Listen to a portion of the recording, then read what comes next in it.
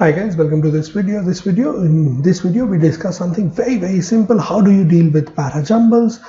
This series of videos is about the last lap of the CAT 2020 prep. Remember, we are in the final countdown has started for CAT 2020, and a lot of you are worried with respect to VARC and how you should crack the VARC code. So we've come up with this series of videos which is going to help you prepare for different areas and what is it that you should focus on. Targeted focus is required for the next few weeks, and that is what we are going to explain in this video series.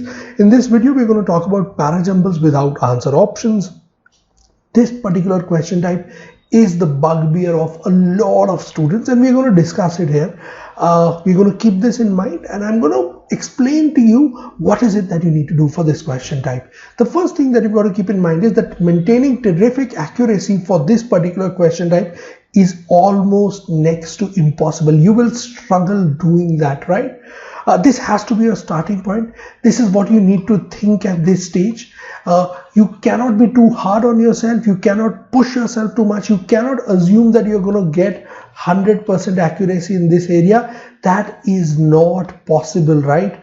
Even having an accuracy of say 75%, anything over 50% is great in this particular area. It's not an area where it is easy to solve these questions. And why is that the case? Remember, if you've got 5 sentences, just 5 sentences, any 5 sentences are given to you and you are told to reorder these sentences, how many ways you can do it? You can do it in 5 factorial ways. You can do it in 120 ways. You can sequence those 5 sentences, right?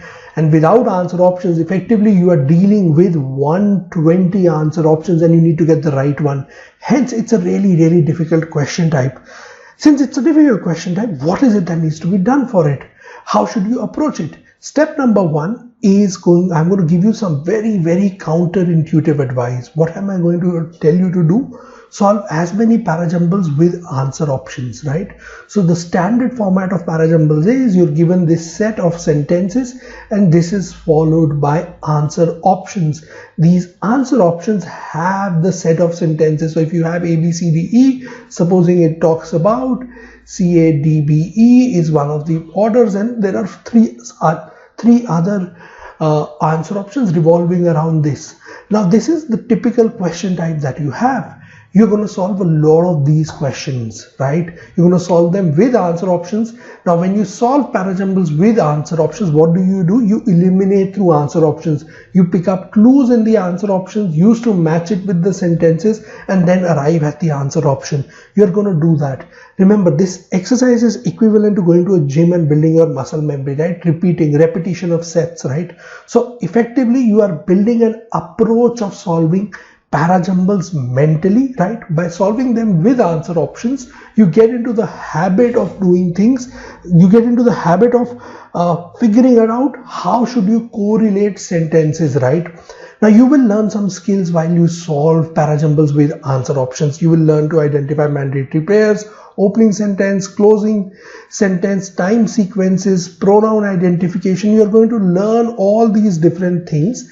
And because you would be solving them with answer options, it's going to build confidence. Confidence is critical. You will understand that you are able to arrange and identify the correct sequences of sentences, right? And you would, at a subconscious level, learn the inherent structures which are there, right? Inherent ways in which sentences should be arranged and sequenced. Now, once you've learned these inherent mechanisms and you've learned subconsciously and you've learned to apply all these things with answer options, you apply this to questions without answer options. So without answer options is the next stage, right? First stage, perfect para-jumbles with answer options. Next stage, solve para-jumbles, practice para-jumbles without answer options, right? Now you're going to use all the skills you've learned, right? And you're going to apply it to your practice. That is what you're going to do. This is the sequence that you're going to move in, and this is what you need to do, right? And this should be your approach for solving para-jumbles. Trust me, this is going to work. It's going to require a little bit of patience. It's going to require a little bit of application. Remember, as is the case with every topic in VARC, it's a process-driven area. You need to adopt processes for different parts. You need to approach any particular area you approach, you adopt a process for it, and then you repeat the process. It depends upon repeat cycles. Repetition is the key, and that is exactly what is required of you here as well. So you learn summarizing quickly, you go through lots and lots of questions, para-jumbles with answer options, then you take that practice to para-jumbles without answer options. All the skills you learned while solving para-jumbles with answer options, you apply those same skills to para-jumbles without answer options. One more additional point: when you take up section tests and when you take up mocks, whenever you solve para-jumbles without answer options, solve them at the end. Remember, the last 4, 5, 7 minutes of your attempt, when you're solving any particular test, you've anyways lost a lot of focus. Your mind has already shifted to the next section. You would already be thinking about QA, right? You would be thinking about the next section, so your attention would have gone down.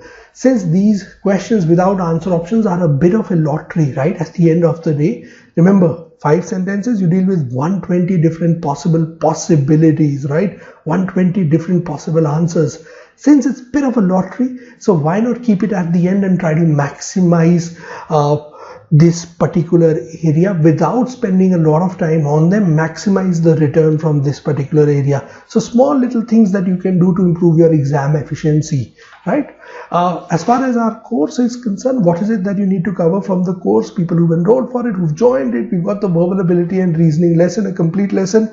So you get para-jumbles with answer options, 20 tests, and without answer options, 25 tests. You use these tests to practice your skills, build your skills. You start with the traditional question type, extend it to without answer options. That is how you should do. All the students enrolled in the course, please cover this material.